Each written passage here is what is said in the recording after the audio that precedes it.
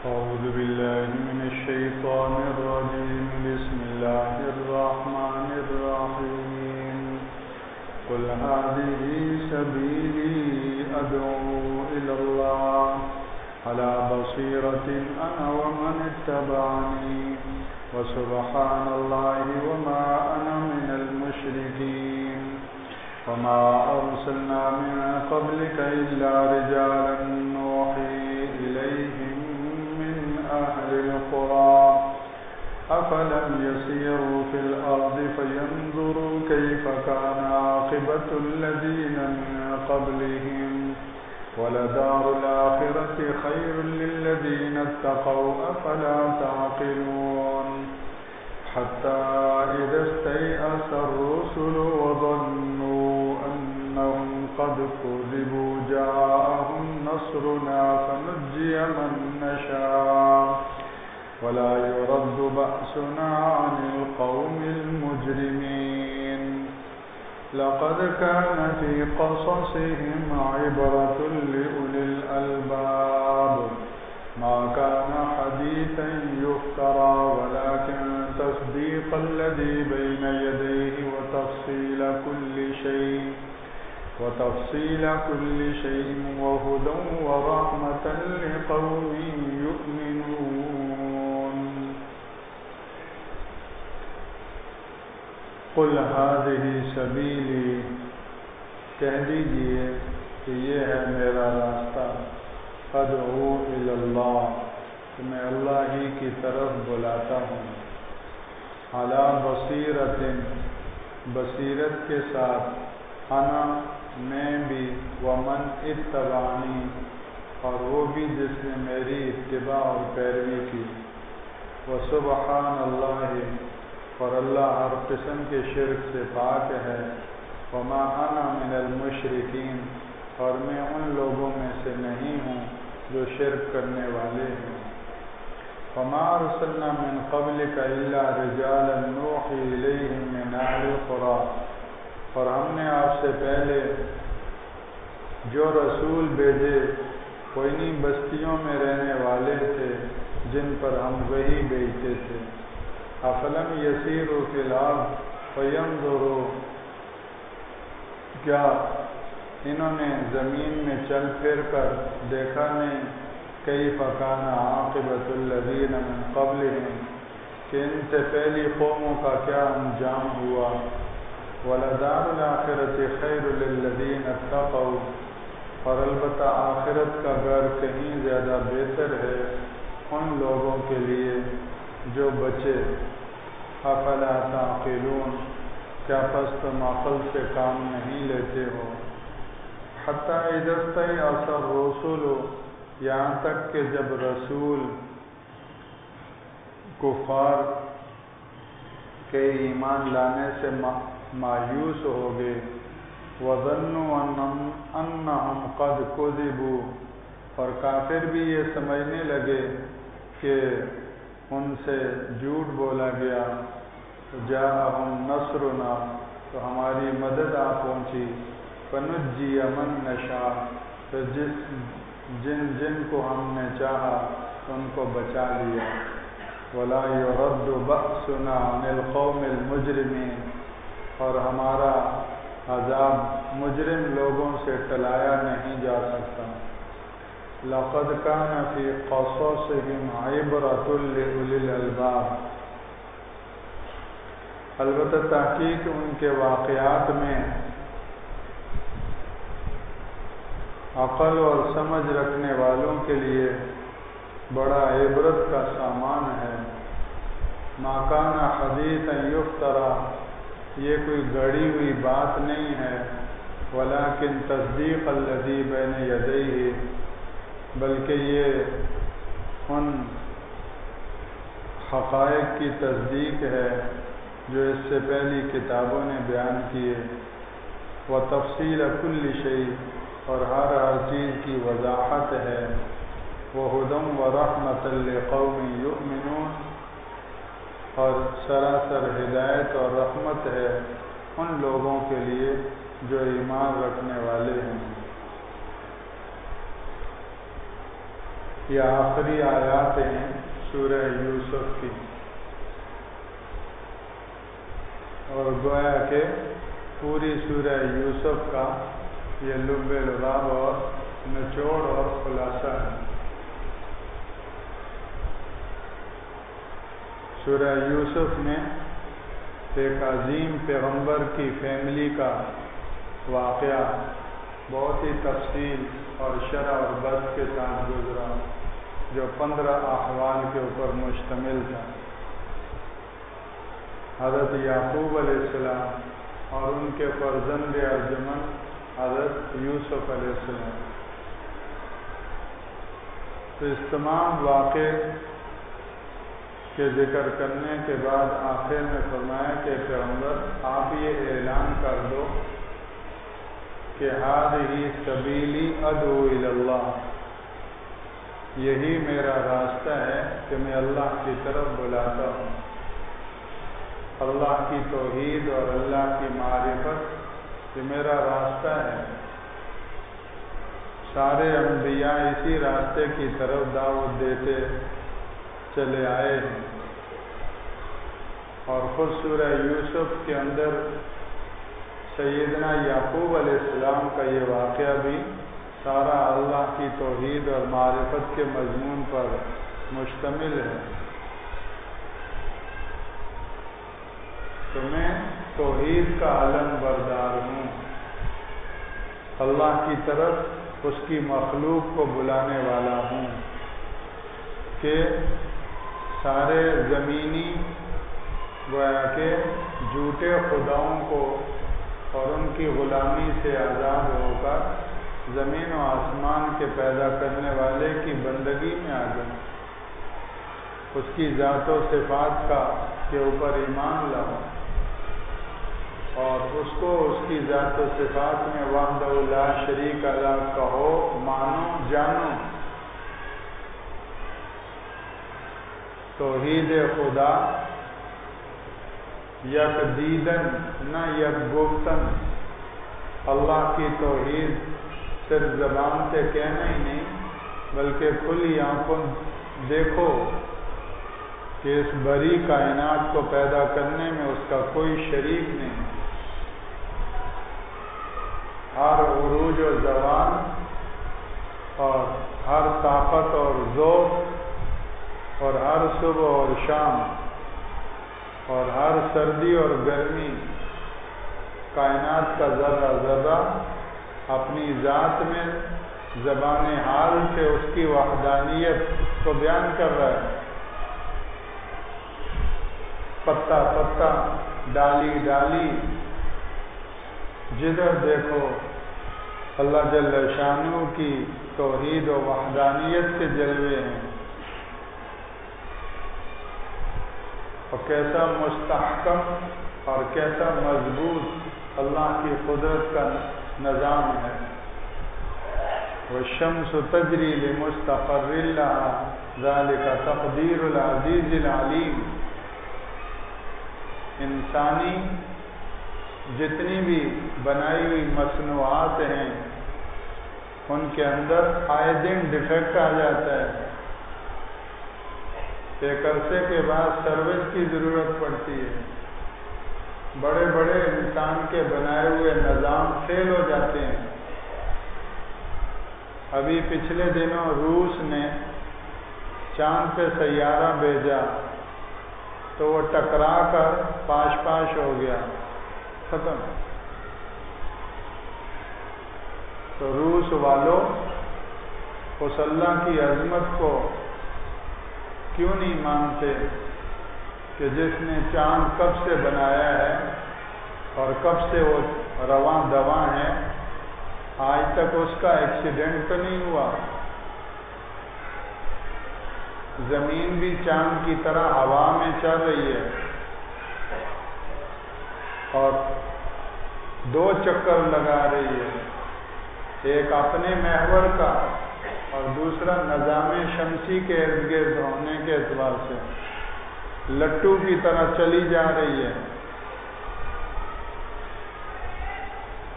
اپنے محور میں گھومنے کی وجہ سے دن اور رات وجود میں آتے ہیں. اس کا جو حصہ سورج کے سامنے ہوتا ہے وہ دن ہوتا ہے، جو حصہ اس کے سورج کے مقابلے میں دوسری طرف وہ رات ہوتی ہے. ایسے گھوم رہی ہے تو ہر وقت کہیں دن ہے کہیں رات ہے، کہیں صبح کہیں شام ہے.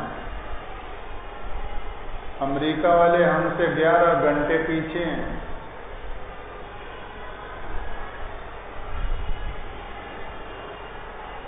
تو ابھی وہاں کیا ہوں گے؟ صبح کا وقت ہوگا. یہاں ہم مغرب پڑھ چکے ہیں، وہ فجر پڑھ کے فارغ ہوئے ہیں. انگلینڈ والے 4 گھنٹے ہم سے پیچھے ہیں، انہوں نے ابھی عصر نہیں پڑھی، ہم مغرب پڑھ کے فارغ ہو گئے. سعودیہ والے ہم سے 2 گھنٹے پیچھے ہیں، وہ عصر پڑھ کے فارغ ہو گئے ہیں، ہم مغرب پڑھ کے فارغ ہو گئے. یہ تو مغربی ممالک کا معاملہ ہے. اب ادھر مشرقی ملکوں کی طرف جاؤ تو سری لنکا نیپال 8 گھنٹہ ہم سے آگے ہے. اور آگے جاؤ آسٹریلیا، انڈونیشیا، سماٹرا، فیجی تک تو وہ لوگ سو رہے ہوں گے، آدھی نیند بھی کر چکے ہوں گے. تو یہ زمین گھوم رہی ہے جس کی وجہ سے روزانہ بیک وقت رات بھی ہے، دن بھی ہے، صبح بھی ہے، شام بھی ہے، دوپہر بھی ہے، آدھی رات بھی ہے. اور سورج کے گرد گھومنے کی وجہ سے سردی اور گرمی، خزاں اور بہار کے موسم آ رہے ہیں. تو سوچو، اللہ نے عقل دی ہے، بصیرت کے ساتھ سوچو یہ کون ہے جو اس کارخانہ عالم کے نظام کو چلا رہا ہے.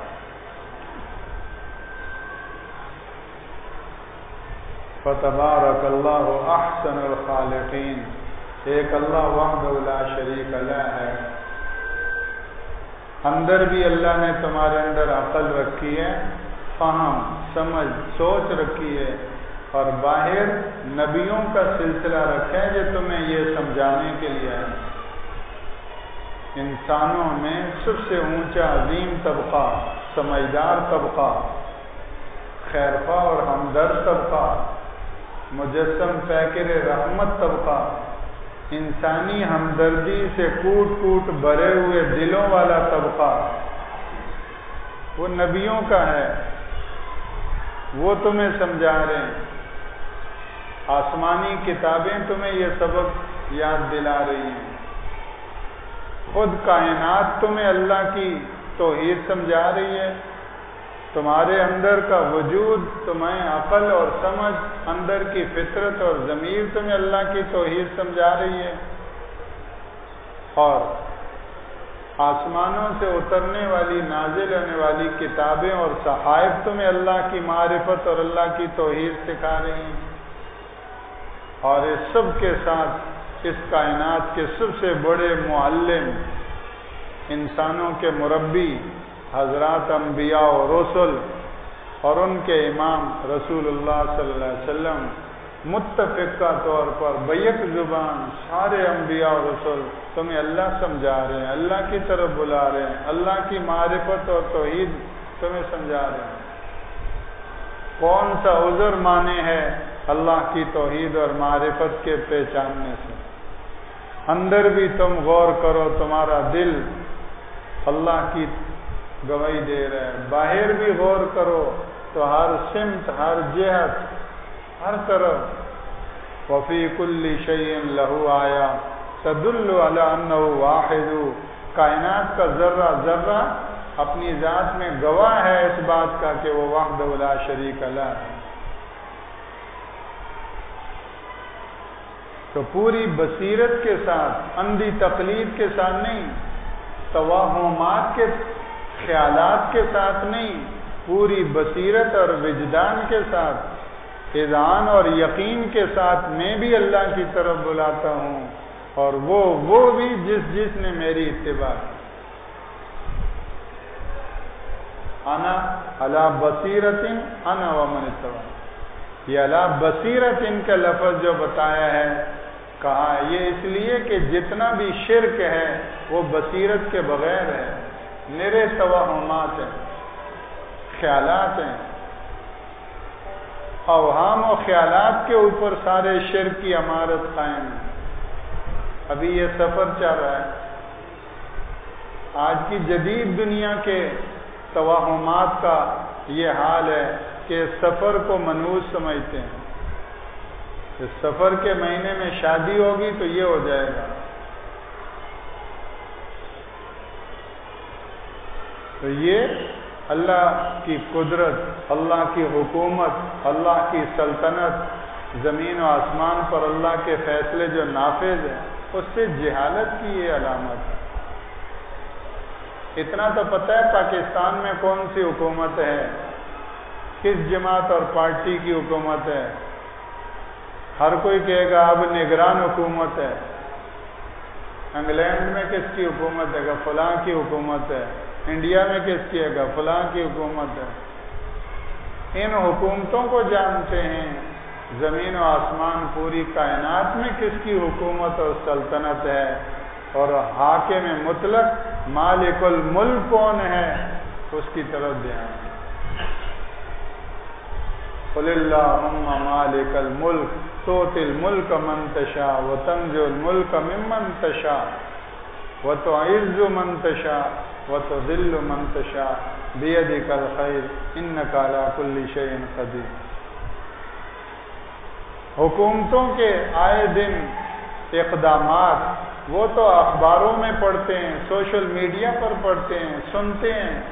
یہ جو اقدامات ہیں زمین و آسمان پوری کائنات کے، جو اللہ کے امر سے ہیں، ان کو کون سمجھے گا، سنے گا، بولے گا؟ آج جو جماعت آئی ہوئی ہے فیروزے کی، طلباء کی، یہ یہی سبق لے کے گھوم رہے ہیں کہ اس حاکم مطلق، حاکم حقیقی، حاکمیت اعلیٰ کے مالک کے گن گاؤ، اس کی بڑائی کو بیان کرو، اس کی کبریائی کو بیان کرو، زمین و آسمان پر اس کی حکومت ہے، اس کے تذکرے کرو۔ لہو ملک السماوات والارض وما بینہما۔ تو جب یہ سبق پکتا ہے، چلا لگایا، سروزہ لگایا، عشرہ لگایا، تو یہی تو سبق بیان کیا، یہی سبق سنا، یہی بیان کیا، زندگی میں تبدیلی آ گئی، ایمانی اور اخلاقی زندگی پر آ گئی۔ یہ رسول اللہ صلی اللہ علیہ وسلم کا کام ہے۔ قل ھذہ سبیلی ادعو الی اللہ علی بصیرۃ، پوری بصیرت کے ساتھ، محض اوہام و خیالات نہیں۔ ایک ہندو سے بات ہو رہی تھی تو میں نے ان سے کہا کہ بھائی آپ سمجھدار ہیں، لکھے پڑھے ہیں، سوچو، انسانی ہسٹری کو دیکھو۔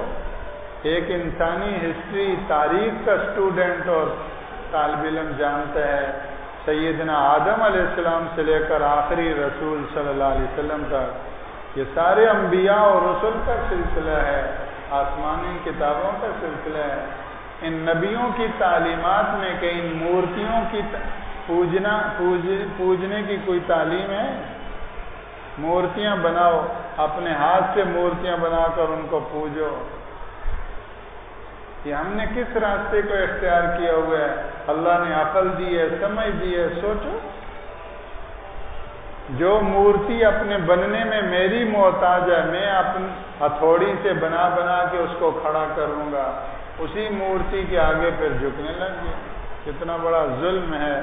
اللہ نے ساری مخلوقات میں ہمیں اشرف بنایا، بہت اونچا بنایا، اور ہم پتھروں کے آگے جھکنے لگ گئے، اپنے کو ذلیل کر دیا ہم نے خود۔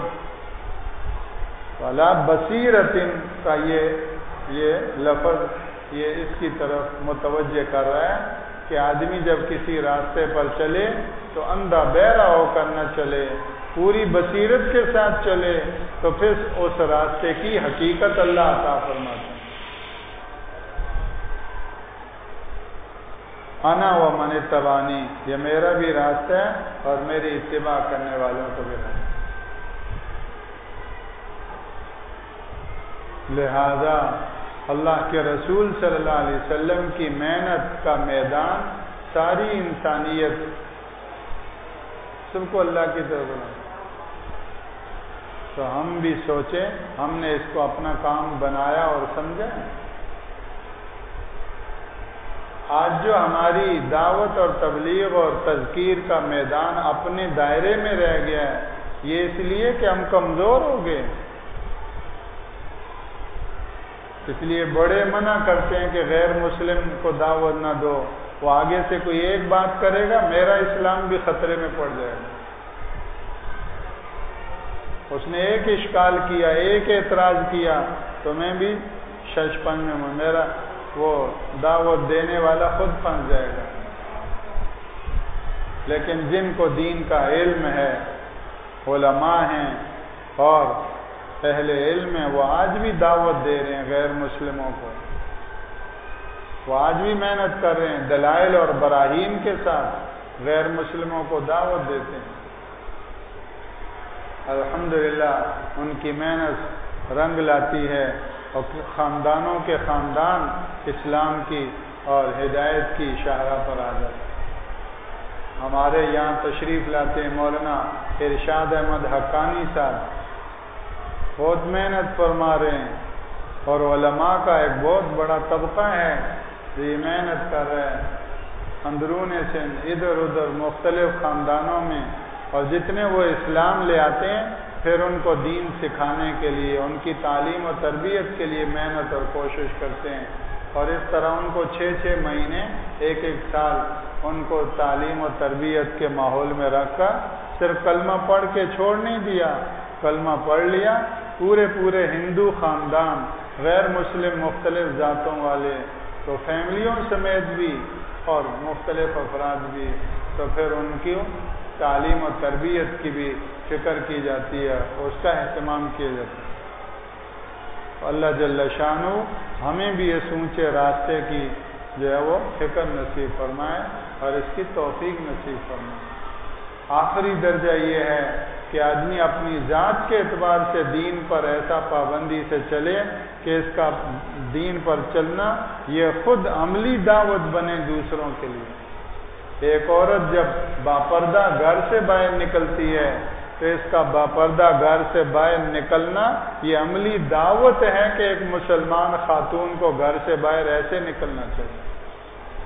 زبان سے کچھ نہیں کہہ رہی، لیکن برقع پہن کے شادی میں گئی، برقع پہن کر باپردہ بازار گئی ضرورت کے لیے، باپردہ سکول گئی، سکول کی ساری بچیوں کو یہ ٹیچر، یہ استانی اپنے عمل سے دعوت دے رہی ہے کہ بیٹا ایک مسلمان خاتون گھر سے نکلتی ہے تو اس طرح نکلتی ہے، اس کے سر پہ دوپٹہ ہوگا، پوری کلاس کی بچیوں کو عملی دعوت ملے گی کہ ایک مسلمان خاتون ننگے سر نہیں رہتی۔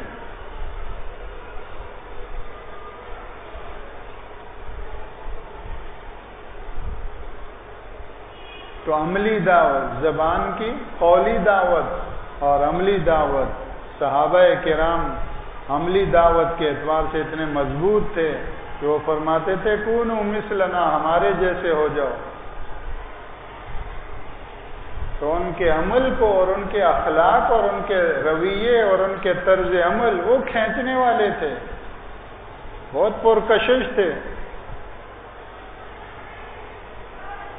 اب میں تقریر تو آپ کے سامنے بہت اچھی کروں، لیکن عملی اعتبار سے، اخلاقی اعتبار سے میں آپ کے ساتھ خیانت بھی کروں، آپ سے جھوٹ بھی بولوں اور آپ کے ساتھ اور کچھ بھی کروں تو آپ کہیں گے بھئی تقریر اپنے پاس ہی رکھیں، تقریر تو بہت اچھی کی۔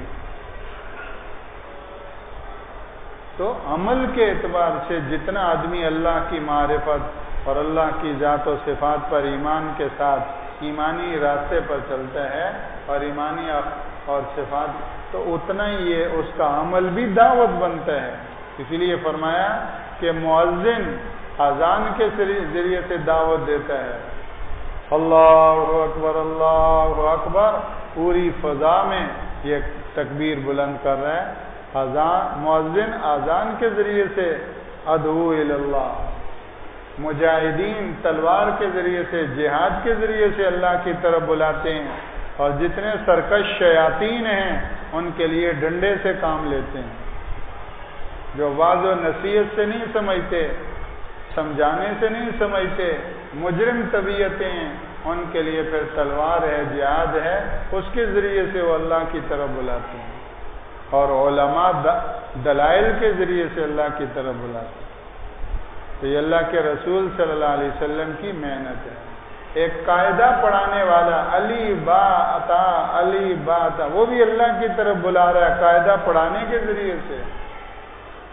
یہ قاعدہ پڑھانے والا علی با عطا، یہ بھی رسول اللہ کے کام والا ہے، یہ بھی اللہ کے رسول کی محنت والا ہے۔ ایک حافظ بنانے والا قاری بیٹھ کے بچوں کو قرآن کا حافظ بنا رہا ہے، یہ بھی رسول اللہ کے کام والا ہے۔ کتنے صحابہ ہیں جنہوں نے رسول اللہ سے حفظ کیا قرآن مجید۔ میں یہ سمجھوں کہ یہ قاری صاحب تو ایسے ہی فالتو بیٹھے ہیں، لا حول ولا قوت الا باللہ۔ آج یہ جتنے حفاظ، یہ سب ان چٹائیوں پہ بیٹھ کر گھٹنے توڑ کر محنت کرنے والے، ان قراء کی محنتوں کا یہ ثمرہ ہے۔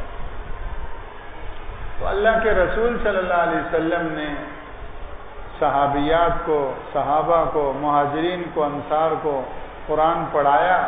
یتلو علیہم آیاتک، اللہ کا قرآن پڑھ کے سکھایا، یوں پڑھو۔ تو یہ ناظرہ پڑھانے والا، قاعدہ پڑھانے والا، حفظ کرانے والا، یہ بھی رسول اللہ کے کام میں لگا ہوا ہے۔ یعلمہم الکتاب والحکمہ، اللہ کے رسول قرآن کی تعلیم دیتے تھے، حکمت کی تعلیم دیتے تھے۔ تو یہ علماء ہیں، مدارس کے اندر یہ تعلیم کتاب و حکمت کا انتظام، جتنے بھی علماء مدرسین ہیں یہ رسول اللہ کے کام میں لگے ہوئے ہیں، اور اللہ کے رسول کے اس کام سے علماء تیار ہو رہے ہیں، اللہ کے رسول کے اس کام سے مفتی تیار ہو رہے ہیں، اللہ کے رسول کی اس محنت سے اہل علم تیار ہو رہے ہیں۔ اسی طرح اللہ کی ضربیں لگا کر اللہ کی معرفت کا نور دلوں کے اندر جگمگانا، گناہوں سے طبی تنفر پیدا کر کے ایمانی زندگی پر لانے کی محنت کرنا، یہ مشائخ اہل نسبت، یہ بھی رسول اللہ کی محنت اور کام میں لگے ہوئے ہیں۔ کہ اللہ کے رسول صلی اللہ علیہ وسلم نے کتنا اللہ سے جوڑا، یہ استخارہ ہے۔ اللہ کے رسول صلی اللہ علیہ وسلم نے، صحابی فرماتے ہیں کہ ہمیں استخارہ سکھاتے تھے، تو یعنی جب بھی تمہیں کوئی کام پیش آئے تو 2 رکعت نماز پڑھ کر اللہ سے خیر مانگو، یہ دعا مانگو جس کو ہم دعائے استخارہ کہتے ہیں۔ اللہ سے خیر مانگو کہ اللہ اس کام کے کرنے کا میں ارادہ کر رہا ہوں، اس میں دین دنیا کے اعتبار سے خیر ہے یا نہیں، آپ کے علم میں۔ اس طرح ہمیں استخارہ سکھایا، اور ساری زندگی کسی صحابی نے آپ صلی اللہ علیہ وسلم سے یہ نہیں عرض کیا کہ اللہ کے رسول ذرا استخارہ نکال کے ہمیں دے دیں، جیسے ہم آتے ہیں تو ہمیں استخارہ نکال کے دے دیں۔ وہاں کبھی ایسا نہیں ہوا کہ اللہ کے رسول ہمیں استخارہ ذرا نکال کے دے دیں۔ بیٹے کی شادی کرنی ہے، کروں یا نہیں کروں؟ فلاں جگہ رشتہ کرنا ہے، کروں یا نہ کروں؟ دکان کھولنی ہے، کاروبار شروع کرنا ہے، یہ کام کرنا ہے، وہ کام کرنا نہیں، کبھی ایسا نہیں۔ کیوں؟ اس لیے کہ اللہ کے رسول نے سب کو اللہ سے جوڑا۔ تمہارا اللہ ہے تو خود اللہ سے مانگو اور اللہ سے پوچھو۔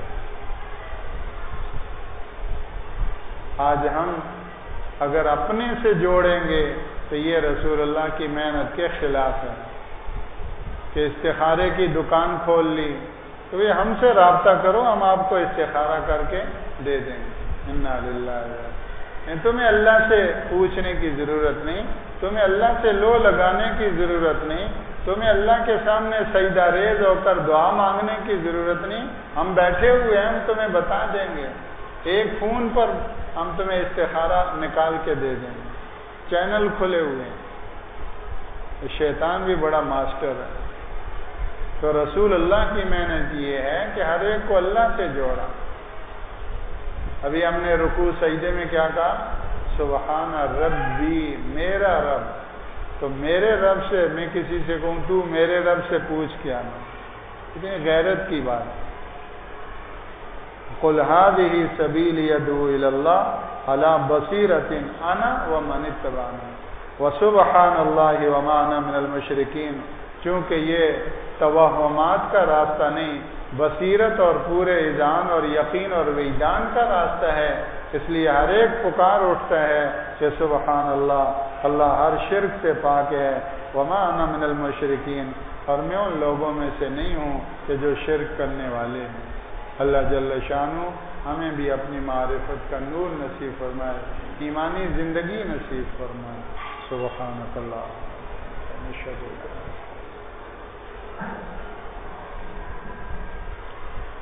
لا الہ الا اللہ وحدہ لا شریک لہ، لہ الملک وله الحمد وهو على كل شيء قدیر۔ ربنا تقبل منا انك انت السميع العليم وتب علينا انك انت التواب الرحيم۔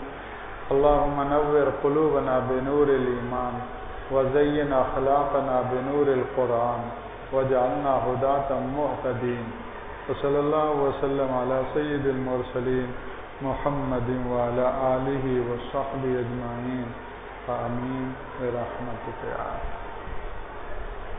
آئندہ منگل انشاءاللہ